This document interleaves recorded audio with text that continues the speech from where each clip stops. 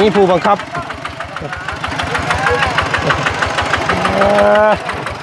นี่ผู้บังคับแข่งมานะมื้อนี้พี่น้องเอ้ยเฮ็ดเด้อโอ้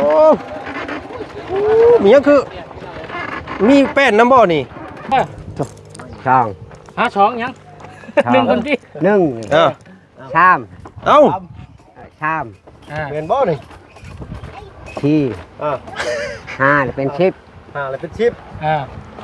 หกอันนี้เป็นแปดเก้าไปละบาทนี่เป็นเท่าไรบาทคือในบาทนี่เป็นชามโอ้เอาจับเจือเลยกว่าเจือน้ำไม่นับจับเจือนับจับเจือ1 2 3 10บ่เป็นลาวนี่มวยในบ้านไปโปนเชิงกัดปูตะกัวตะกี้มาชิปอัน10 อันโดยชิปนี่ใส่โอ้ยนับไม่บ้างมวยบ้านไปโปนเชิงกัดตะปูตะกัวตะกี้เลยเท่าไหร่เป็นชิปอุ๊บเด้อปึ๊บโอ้งามได้เสาเนาะมีแต่ซื้อรูอีเลียนดีมีแห้งใช่อยู่มีแห้งเบิ้ลเตียนไม่เบิ้ลก้อนเบิ้ลลูกคุยละอันบ้านอันชวันจุติจอยไม่ได้คนเราคนจากเขินตลอดอันนี้พี่น้องเอ้ยเนาะ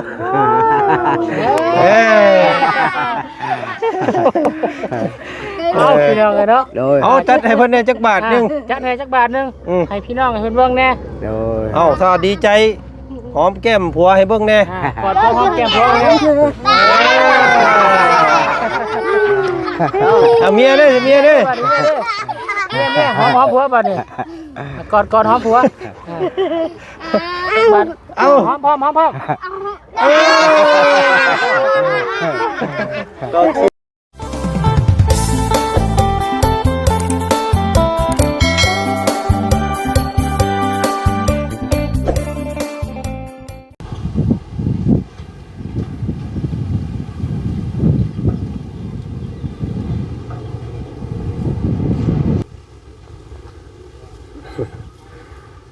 เท่าพี่น้องเอ้ยเป็นตาดำเนาะตอนเด็ดร้อนๆพี่น้องเอ้ยถนอมสายตาไว้เนาะเนาะนั่งเจ้าเผาที่ท่าเสาอยู่ตอนนี้ก็ได้พี่น้องเอ้ยเนาะเป็นเวลากะเที่ยงแล้วพี่น้องเอ้ยเนาะยังบ่ทันได้หวนคืนกลับเมื่อเถื่อเนาะยังลำล่อการทรงไม่ต้องหอกตามก่อนว่าเสียซะพี่น้องเนาะพอดีทางบ่บุญเพิ่นก็ได้เป็นสะพานบุญให้ทางพ่อแม่ใจดีเนาะก็อยากเฮ็ดหน้าที่ให้มันดีที่สุดก่อนกลับบ้านพี่น้องเนาะตอนนี้ก็กำลังเดินทางมาอยู่ว่าซั่นพี่น้องอันเสาเนาะ9 ต้นพี่น้องเนาะสิสวยสิงดสิงามสำใดติดตามเบิ่งชมนํกันอีกเนาะพี่น้องเอาก่อนอื่นเด้อกับทักทายสบายดีเนาะสบายดีพ่อแม่พี่น้องกันเบิดสุขสุขคนเจอกันกับบ่าวจันอีกแล้วพี่น้องพ่อกันบรรยากาศตอนเที่ยงแดดร้อนๆมื้อนี้พี่น้องเนาะผู้เรียกเพิ่นก็ว่ามาแล้วพี่น้องเนาะเป็นจังไดใส่อยู่บ่หมวกเมียกันเป็นตรงเม็ดตาบ่กล้าเอามาใส่เลยบ่มื้อนี้สบายดีเบิ่งเข้าห่มก่อนเนาะมันร้อนแดดเด้พี่น้องนั่งลงก็เนาะฮ้อนเนาะใช้เว้นตาบ่ได้มาใส่บ่ใส่แม่มันฮ้อนแดดนั่นเรากินข้าวแล้วมื้อนี้ยังอยู่ป้าคือให้พี่น้องเปียกกันว่าดำกำมองบ่แล้วเนาะเบิ่งกับเบิ่งกันโอเคมีแต่ขี้ดินไปแบกพื้นบ่แบกพื้นเมื่อแบกพื้นเอาผักอย่างเอิ้นแม่ต้มเอาผักมาต้มกินกับข้าวคือเก่าตายครับบาดนี้พี่น้องกินแต่ผักเนาะแต่ละมื้อโอ้ยพี่น้องผู้ลูกเมียเพิ่นก็ได้น้ำยังบ่มาบ่ยังบ่มีน้ำอยู่ตายเฮ็ดได้สบายนี่ไปเอาน้ำห้วยเพิ่นบ่พี่น้องไปตักน้ำห้วยมากินนี่คือเก่าตายแล้วบาดนี้พี่น้องเนาะ ฮ้อนคักฮ้อนแน่พี่น้องเอ้ยมื้อนี้อุ้ยนอนปลดออกก่อนก็ได้หมอกมันฮ้อนน้ำในกินก็บ่สะดวกสบายเนาะโอ้ยพี่น้องเอ้ยเนาะหมอกกันน่ะสีสดใสจนกำมองเบิดเลยเนาะ โดย ว่าเป็นหยังเนาะพ่อลุงเนาะ โดย อันมันดำแต่กายพี่น้องเอ้ยใจเฮาสะอาดนะพ่อ โดย อาบน้ำอาบในตอนนึงตอนแรงมันก็กลับมาดอกพี่น้องเอ้ย โดย ใกล้สิฮอดแล้วเพิ่นกำลังขี่มาอยู่ตอนนี้ โดย เดี๋ยวมาลัดเบิ่งมาหามน้ำเพิ่นเนาะ โดย ว่าสิงดงามสำใดพี่น้องเอ้ยเนาะสิเมื่อป้าได้มื้อนี้ เอา เด้อ โดย มอบเสาเรียบร้อยแล้วก็สิพากันหอบเมื่อแล้วบาดนี้ โดย เนาะ โดย อยู่พี่ก็ดินคือกันบ่สงกรานต์มีคือกันบ่ เอาคือกันแล้ว แต่บ่ได้ไปดอกเจ้าเนาะ โดย อยู่เฮือนอยู่ซ่านคือเก่า โดย โอ้พี่น้องเอ้ย วันนี้ยัง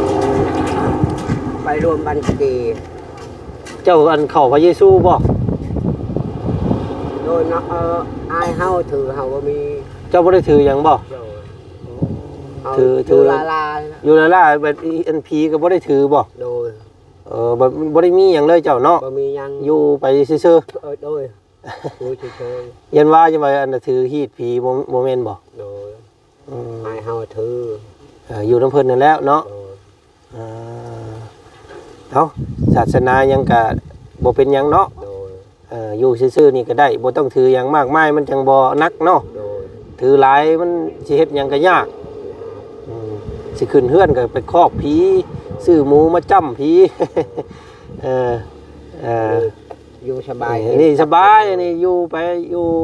บ่มีหยังแหละมันง่ายแล้วเนาะมันจังเป็นหยังมามันจังบ่มีแนวติพี่น้องเอ้ยคือสิเมื่อยๆเศร้าๆแท้มื้อนี้คือสิเมื่อยบ่เมื่อยแต่เก่าก็ยิ้มตลอดเนาะพี่น้องเอ้ยมื้อนี้โอ้สิเศร้าๆเด้อมื้อนี้พี่น้องเอ้ยเนาะเมื่อยแห้งแต่มึง เฮ็ดเวียกเฮ็ดงานโอ้บ่ได้ปรับก็แล้วปลูกมันอยู่ซะก่อนพักก่อนนี่ยังบ่ได้แล้ว โอ้ยพี่น้องเอ้ยเนาะอยากให้เราได้เฮือนได้ซ่านหลังใหญ่หลังโตจะเตือเด้พี่น้องเอ้ยเนาะหลายคู่หลายคนก็ให้ความสงสารเราหลายเนาะเห็นมันเน่นมันหนาให้เราแน่ว่าสันเฮือนซ่านเนาะ เอิ้นหมู่ไปเบิ่งเฮาเฮ็ดชวน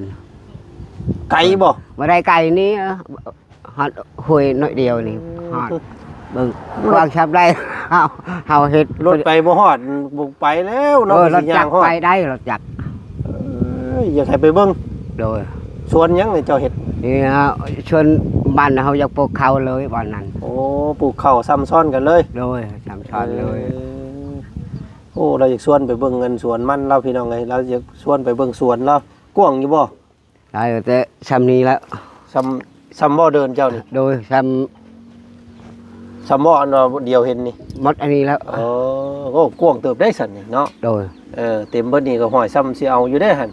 มันก็ได้เนาะ โดย เอาพี่น้องไว้รอเสามาจักหน่อยหนึงเนาะ โดย ตอนนี้ก็กำลังเดินทางมาใกล้สิฮอดแล้วว่าซั่นพี่น้องเอ้ยเนาะ โดย เอาวัดเวลาพี่น้องเอ้ยรอบนี้ก็ได้เนาะมารอบนี้ก็บ่ได้ไปทางอื่นทางไกลก็ติดนำพ่อตู้เพิ่นนี่แหละเนาะ เจ้าเมื่อบอก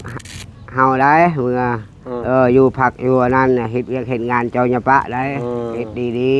ๆคือบ่งมือบ่งครูบ่งคน เพิ่นบอกเพิ่นสอนตลอดเลย ได้กิบนึงกินกิบนึงได้50กิน50แบบพอก็ได้เต่าได้แจ้ได้ลูกได้เมียโอ้ลูกเอ้ยไปซื้อข้าวเกลือกินบ่มีข้าวไปซื้อข้าวนอนกินสบายอย่าอกอย่าใจเด้เฮาเอา โดยเนาะพี่น้องเนาะ โดย ได้ พุ่นแหละบาดนี้พุ่นแหละหลังปีใหม่หลังสงกรานต์พุ่นแหละ โดย สิหวนคืนขึ้นมาใหม่เด้อ โดย ถ้ามีข่าวดีหยังมากก็สิมาแจ้งใหม่เด้อพ่อตู้เด้อ โดย เนาะรอบนี้เอาเสาก่อนกับสิพาบ่บุญเพิ่นไปแวะสั่งตีนเสานํ โดย เป็นเสาแบบต่อพี่น้องไอ้เสาต่อหม้อเอารอบนี้เนาะแบบประกบหันจับน็อตเอามันจังลมจังบ่พัดไป โดย เนาะ โดย อยากได้แบบได้เฮือนนี่ในใจเจ้า นี่แล้วอยากได้เฮินแบบเฮินพอใช้ โอ้อยากได้เฮือนหลังเก่าแล้วเห็นบ่ โดย เออ แบบทรงธรรมดาพี่น้องเอ้ย โดยทรงธรรมดา ทรงแบบนี้แหละเนาะ โอ้ย แต่ว่ามันให้มันแน่นหนาเนาะ โดย เออง านเอาอย่างไร แล้วจะได้เบิด เออ ก็บ่ได้ว่าอยากได้งามได้หยังดอกพี่น้องเอ้ย โอ้ยบ่ได้งามเราเฮ็ดเพียงเชยูกันแล้วนั่น จักสิได้ซำใดเด้อเนาะ โอ้ย ได้ซำใดก็ซำนั้นแหละอยู่กับ ได้ก็ ผู้ บ่ ใหญ่ ได้ เพิ่น งามนะ ผู้ใหญ่เพิ่นให้เฮ็ดซำใดก็ซำนั้นแหละพี่น้องเอ้ยผู้ใหญ่ใจดีเนาะ โดย เอารอแป๊บหนึงพี่น้องไอ้เสาเพิ่นมาก่อนจังเบิ่งน้ำกันอีกเนาะว่าสิงดสิงามซำใดว้ายพี่น้องไอ้ฮ้อนบรรยากาศตอนเที่ยงเนาะ โดย ได้ยินเสียงรถมาได้บาทนี่ แม่นบอกไปคอกวงเพิ่นแม่เนาะประตูบ่มีปะผมอยู่หั่นโอ้ยมาได้หั่นพี่น้องเอ้ยปาดเอาอยู่ห่มก่อนก็ได้เพิ่นสิมาพี่อยู่แหละปาดโธ่พี่น้องเอ้ยแม่นบ่นี่คือมีไม้นำเนาะ โดย โอ้เด้อเอ็ด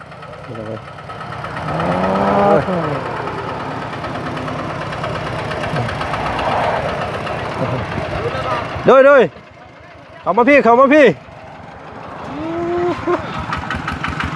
มาแล้วพี่น้องไงมาแล้วมีผู้บังคับ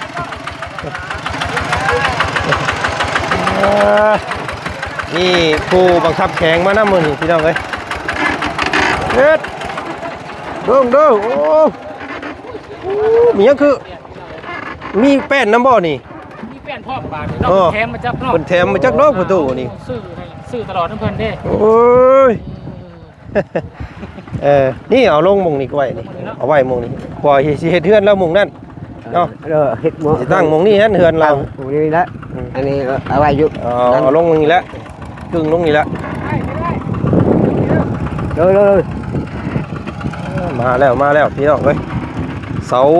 งามๆเนาะ โดย โอ้งามเด้อเสารุ่นนี้เนาะเป็นเดียมคักแล้วก็แบบบ่มีแมงเลยพี่น้องเอ้ยโอ้งามออลึ ได้ ออลึเอาละยันแหละ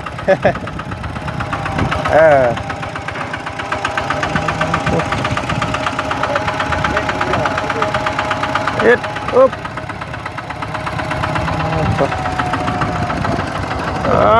เงียบก่อนบาดนี่ กันเบิ่งหาเนาะ โดย แป้นน้ำบ่อ้ายนี่ บ่ไปส่งให้เขาเจ้า นึกว่าแถมแป้นน้ำเนาะงามแท้แป้นเนาะพี่น้องเนาะ นี่เราเข้าชุดก้อนค่อยลงกัน บ่ แม่นเลยเนี่ยกับลาไม่ได้เข้ามาเลย สบายดีเนาะสบายดีพี่น้องมาเบิ่งเสาน้ำเล่ามื้อนี้พี่น้องไอ้เนาะป๊อมีแต่กันงามๆเด้งามแฮงเด้อนี่ออลึนี่ ลูกมาคับแม่นบ่นี่งามอยู่บ่ งามแล้ว งามอยู่เนาะ สบายดีเด้อทางประตูเด้อ สบายดีเนาะ สบายดีทางลุงจันทร์บุญสารวัตรพี่น้องเนาะ โอ้ยงามแฮงเด้อ โอ้ย อ๋อนึเนาะ อืม โอ้ย มันบ่ได้คดบ่ได้หยังเลยพี่น้องเอ้ย แป้นเพิ่นก็ โอ้ซื้ออิดเลียด 2 เซน 3 เซน 2 เซนพี่น้องเนาะ ช่องเช่นด้วย นับเบิ่งเนี่ยจักเสาเนี่ย อืม ต้องนับเบิ่งนับเบิ่งเด้อ ช่อง หาช่องยัง1คนพี่ หนึ่ง ชาม เอ้า ชาม แม่นบ่นี่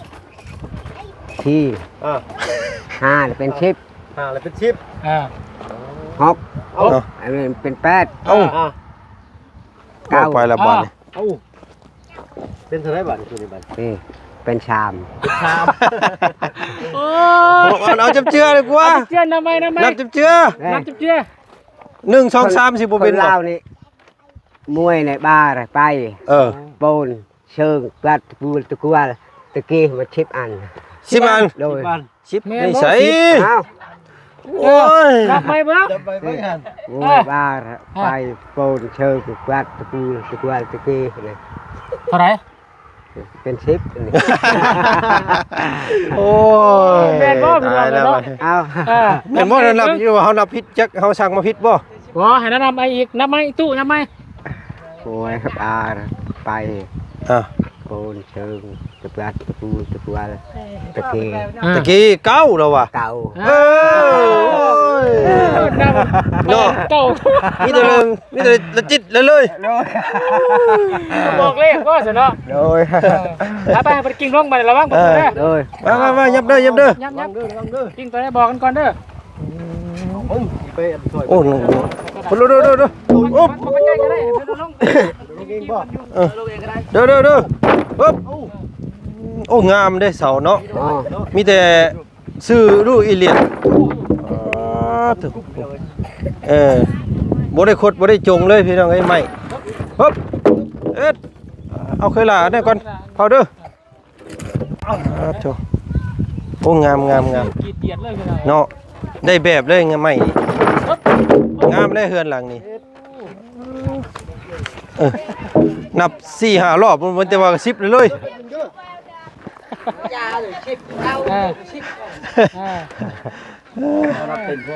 โดย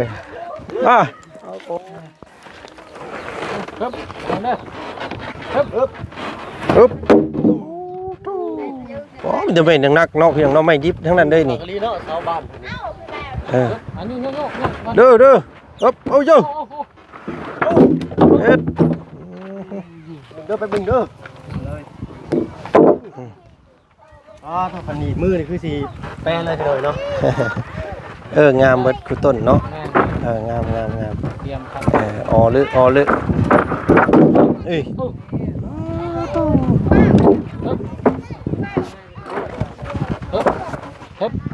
โอ้ทางก็ แห้งงามบาดนี้เนาะลูก โดย เรียบร้อยแป้นเพิ่นบ่ได้แถมเนาะ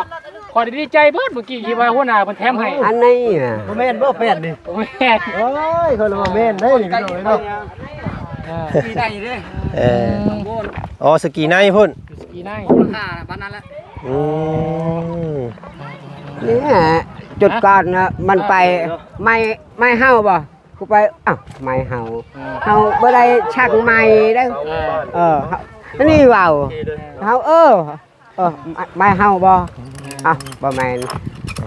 ลาน้อยไปบ่แม่นนากันโมไปเห็นเลยหลอดนั่นคือไปฮอดบ้านสิกีเลยเดี๋ยวจอดอยู่นี่ เป็นนี่ใดผู้ตู้เป็นนี่ใดเห็นเห็นเสาแล้วเนาะ โดย งามอยู่บ่ งามแล้ว เนาะ โดย มักอยู่บ่ โอ้ดีใจ สุดๆเนาะ ได้ชุดแล้ว สุดๆแล้วพี่น้องเอ้ยตัวจ่ายเงินใช้คำเพิ่นเรียบร้อยแล้วบ่บุญนี่ ยังอยู่ได้เนาะ ต้องได้โอนให้เพิ่นได้นี่เนาะ เด้อคือเก่าแล้ว เดี๋ยวสิโอนเอา ง่ายแน่นะเด้อเดี๋ยว มันยากแล้วค่อยสิไปหน้าก็ถือไปยาก อย่าให้เด็กน้อยมาไต่ดินเด้อเดี๋ยวเพิ่นสิล่มใส่มันสิเลือดยางเพิ่นสิถึกเด้อ โดย ต้องให้เด็กน้อยมาใกล้เดี๋ยวเพิ่นสิพลาดล่มใส่เดี่ยมมันเจ็บ 2 เนาะ เท่าได้ค่อยไปเด้ จะเอาจะมาประทุนออกไปแล้วเขาจะกิ่ง จะกิ้งให้มันเข้าไปพุ่น เพียงกันมันขี่กันยามเด็กน้อยมาเรียนล่ะทับแข้งทับขา แม่นต้องเลี้ยงให้มันอยู่ลุมไปเลยบ่ให้มันนั่นน่ะอย่ามันพลิกหนีบแข้งเด็กน้อยโอ้ยพี่น้องเอ้ยเนาะน้อยหลายซ้ำผู้ อเมนอยู่พุ่นแบกได้บ่ ฮะ แบกอเมนอยู่พุ่นได้ แบ บ่ กเสาซอยนี่ ใส่เบิ่งไปบ่บุญมา มาดีพี่น้อยเนาะ หามซอยตู้ เนาะ บ่ยับลูกหลานยับเด้อชุมเจ้าเด้อ กิ่งไปในกระเพาะกิ่งไปลงลุ่มนี่ กิ้งลงให้มันนั่นน่ะลงอันนั้นซื่อๆบ่ให้มันอยู่เทิงหั่นน่ะ ลงครับ โอ้ อึ๊บงามพริกตัวมันทั้งมันจงลงหน่อยนึงเพื่อเพิ่นนั่นอย่ามันจงได้มันว่าเป็นไม้ดิบเด้ ลงมือเด้อ ปึ๊บ อย่าแข็งไม้แข็งมือเด้อ นั่น พลิกเอาประตูพลิกเอา ปึ๊บ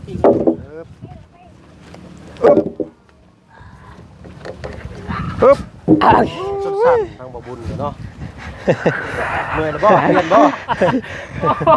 พวกคนกันละบาดนี้พี่น้องเอ้ยอาจจะหน่อยเพิ่นเอารถไถออกจึงได้น้องนี่ โดย ง่ายเดียวกัน ครับพี่น้องเอ้ยเนาะ โดย 4 เมตรเนาะความยาว เนาะผมยาว4 เมตร 4 เมตรก็ถือว่าซ้ำเฮือนน้องน้ำนี่แหละต่ำสูงก็ได้เสาก็ขนาดเดียวกัน เนาะต้องนั่งเนาะ เฮ้ยประตูจะไปเฮ็ดหยังมาคือมุมคือเมาบ่แท้นี่ ไปทางมัน ทางมันโอ้เจ้านี่เนาะกินข้าวแล้วว่ามื้อนี้ ยัง ฮะ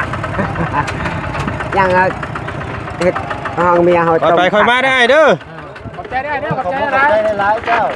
ถ้าเพิ่นมีผู้บังคับแข่งมานํได้หั่นพี่น้องเอ้ย เอาตู้ไว้อีกมานึง ผู้คุ้มเนาะ ผู้บังคับแข่ง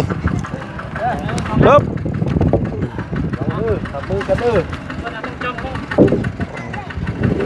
เออได้ละหั่นได้แล้ว เพราะว่ากินกันนี่ ปึ๊บโอ้ยัดแต่มันป้าไว้โดนแต่ยัดมันนั่นแหละเนาะปึ๊บขึ้นมาพุ่งเลยยู่นะแม่ปึ๊บเอาแม่ปึ๊บ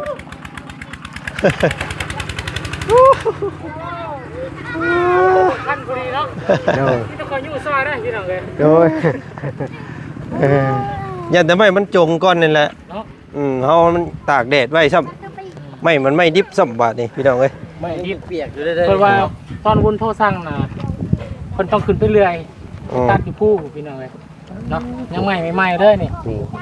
เอาหาเก็บขนมันออก ไม่ยังประตูจะอ่านออกเบิ่งออกอยู่ป่ะ อันนี้ ฮะ นี่ไม่ได้ดูนี่ ฮะ ไม่ได้ดู ไม่ได้ดู ไม่ได้ดู เฉลย ไม่ได้ดูก็มี ไม่เลย โดย ง่ายนี่จ้ะ โดยอันนี้จักแล้ว ไม่จักตัวนี้เนาะบ่จักบ่ ว่าจัก นี่ตัวนี้คักเนาะเนาะ ตัวนี้ มัน จักนี่ มันแห้งแล้วไม่เก่าตัวน่ะ เก่านี่ ไม่เก่าแล้วมันบ่มีคดบ่มีจงแล้วตัวนี้ อู้อยู่ได้ตัวนี้เบิดวันเดียวเนาะ นี่ ขนาดที่ไม่เก่าอยู่ดิ อืม แห้งครับแล้ว ไม่ดอน เป็นไรประตูเนาะ โดย ขออนุญาตถามเนี่ยเกิดได้ใหญ่มานี่เคยได้เซาเฮือนแบบนี้บ่เคยมีอยู่บ่ บ่มี บ่มีเลยเนาะ โดย อืม แต่กระดินอยู่ก็บ่มี เออ นั่นแต่เกิดมา แต่น้อยช้ำนี่จะทุกข์ อืม อายก็ตาย แม่ก็ตาย พ่อก็ตาย ตัวนี้เฮาพูดแล้วตัวนี้บ่ว่าก็อย่าเจ้าหน่อยจะสิให้อีกเนาะ โดย แต่เคยจับเคยบ้ายเคยไปเห็ดเคยเลื่อยเคยยังอยู่ว่าเสาเกินแบบนี้ นี่บ่มี บ่เคยบ่ บ่เคย บ่ไปเลื่อยให้เขาก็บ่เคยบ่ บ่เคย บ่เคยจับเคยบ้ายเลย บ่ได้บ่เคยไป เอาบัดนี้กา ผู้ดีพูด มาฮอดจอดเทิงเจ้าแล้วเด้อบัดนี้เด้อ โดย เนาะ พี่มาพี่ เปิดจุดไหน มานั่งขอบมุกขอบใจเพิ่นไว้ นั่งยิ้มอยู่รุ่นพี่น้องเลยเนาะ โอ้ยมานั่งยิ้มเปื่อยอยู่ทางนั้นผู้เป็นเมียมาพี่มานั่งเฮียงกันพี่ไว้ มาพี่น้องเอ้ยเอา ใช่ลูกเราได้ลูกเราเอิ้นมาเบิดเด้อหั่น กูนี่กู มาบักหลามามานั่งเฮียงกันไว้ นั่งลงเจียวประตูนั่งลงเจียวนั่งเอาพี่เอ้ยแม่นั่งทางสามีเจ้าพี่ เจ้าหวี เสียหอมแก้ม10 บาทเลย โอ้ โดย เกินแล้วพี่น้องเนาะเป็นจังได๋แม่งามบ่เสาเฮือนเจ้านี่ งาม มักบ่ หมักเอ้ย มัก เอ้ย เสาเฮือนกับผัวเจ้านี่จะมักตัวไหน หมักเฮือนเนี่ย มาเช้าเฮือน เอาผัวบ่มักบ่ซั่นฮะผัวบ่มักบ่ กี่หมัก อยากเป็นพี่น้ น้ อ อง ง เนาะ เชียร์กับเซลพี่น้อยเนาะ หลายผู้หลายคนพี่น้องเอ้ยก็บอกว่าเปลี่ยนชื่อให้ประตูเพิ่นแหน่ว่าซั่นเนาะ โดย บอกว่าตั้งชื่อประตูอารมณ์ดีซะว่าซั่นเนาะ โดย เราอารมณ์ดีตลอดเนาะ โดย ที่ทุกข์ที่ยากจังไดก็แล้วก็ยัง ยิ้มสู่คือเก่า ยิ้มหัวเราะสู้คือเก่า อันนี้ผิดตั้งเลยนี่เฮาก็บ่ฮู้จักว่าเฮาบ่เคยได้ โดย ก็เน้นแล้วก็เด่นแล้วเฮาบ่เคยได้แต่เด่นอยู่ชัดชื่อมีก็เด่นของเฮาก็บ่มีนั่นอันนี้เจ้าเฮ็ดเจ้าชอยเฮาทุกข์เฮายากเฮาสาธุกันได้ลูกได้เมียไปตลอดปลอดภัยอย่าเจ็บอย่าไข้วันนี้มีแหงพอเฮาคนทุกข์เฮาสะได้ดูดูเจ้าอันบ้านนนยืนโดย บ่คิดบ่ฝันเลยเนาะว่าตัวเองสิมา โด ฮอด ย มีเสาเฮือนมาต้อง มาต้องหน้า จะตาเนาะ โดยปีหน้าละคิดวดวางบ่มีเจ็บบ่มีใครละ อืม เฮ็ดใหม่ต่ออีก เอาใช่เนาะ โดย สิ่งที่รอคอยเนาะประตูเนาะ โดย ที่คาดหวังว่าความฝันของเจ้าอยากจะมีเงินอยู่เนาะ โดย มีดินอยู่เนาะ โดย แต่ตอนนี้ก็ดินก็มีแล้ว โดย เรื่องเฮือนกับเสาก็มาแล้วเนาะ โดย แต่ในอนาคตก็ในวันข้างหน้าเนาะ โดย สิมีสืบต่อให้เจ้าอีกหรือบ่ตอนนี้ก็ยังบ่ฮู้เด้อประตูเด้อ โดย อันนี้ก็แล้วแต่บุญวาสนาของเจ้าเนาะ โดย อันนี้เฮามีงบซ้ำนี้เฮาก็ซื้อมาให้เจ้าซ้ำนี้เด้อ โดย อ่า ดีใจเนาะซ้ำนี้ก็เนาะ โดยดีใจแล้วได้ชำนาญก็ให้อยู่ชำนาญ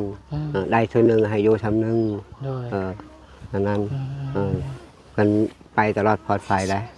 อย่าเจ็บอย่าไข้เทชอยเฮาสาธุ เอาตอนนี้ก็ให้เราขอบมุกขอบใจเจ้าของปัจจัยผู้เจ้าของเงินเพิ่นให้ซื้อเสาซื้อไม้นี่แหละเนาะ เอาซะเนาะเด้อประตูเด้อ โดย พากันพนมมืขึ้นเด้อ โดย ขอบุญขอบคุณทาง ลูกคน แม่ฟังเอาก่อนแม่ใจดีเพิ่นอยู่ฝั่งไทยเด้อแม่ใจบุญเด้อบอกเพิ่นเด้อขอบใจเด้อแม่ใจบุญเด้อ แม่ใจบุญเด้อขอบใจเด้อเฮาเป็นเจ้าชอยเฮาทุกข์เฮายากในได้ไหมได้เมียได้ลูกอยู่คิดสบายได้ทางบ่มีเจ็บบ่มีใครบ่เด้อนั่น คนลำคนรวยเนาะ แล้วลำเป็นรวยบ่ได้มีแฮง เจ็บบ่ไข่เนาะ โดย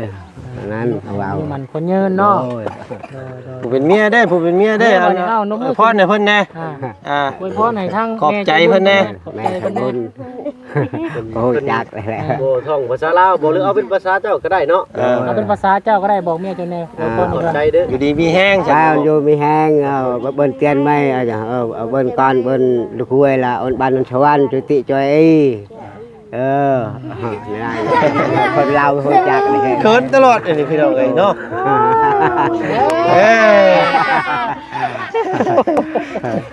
เอาพี่น้องเลยเนาะ โดย เอาจัดให้เพิ่นได้จักบาทนึง จัดให้จักบาทนึงให้พี่น้องให้เพิ่นเบิ่งแน่ โดย เอาถ้าดีใจหอมแก้มผัวให้เบิ่งแน่ กอดพ่อหอมแก้มพ่อแน่ เอาเมียเด้อเมียเด้อ เนี่ยหอมผัวบัดนี้กอดหอมผัวเอาหอมพร้อม ก็เชียร์กันไปเลยเนาะ โอ้ยนั่นนี่ก็ได้ ไปดิบ่ตะ เด้อเอาจังซั่นว่าจันลาก่อนฮ้อนหลายพี่น้องเอ้ยเนาะเอาสบายดี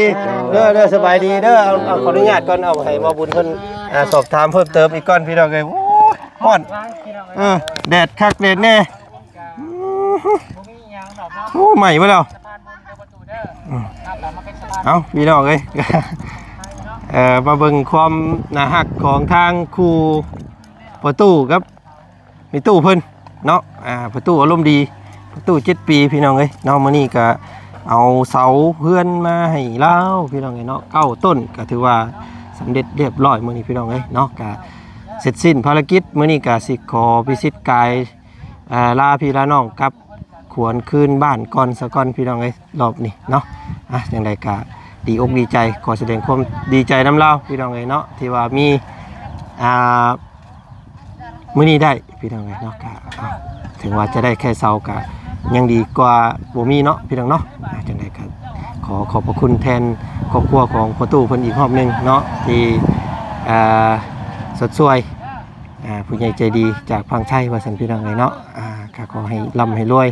ขอให้อยู่มั่นขอนยืนเนาะขอให้โชคให้หมานให้ค้าขายง่ายมือเนาะพี่น้องเนาะก็อายุมั่นขอนยืนโชคหมานร่ำรวยตลอดปีตลอดไปเอามื้อนี้ทางบ่จันก็ขอจบคลิปนี้เพียงส่านี้ก่อนเนาะเจอกันใหม่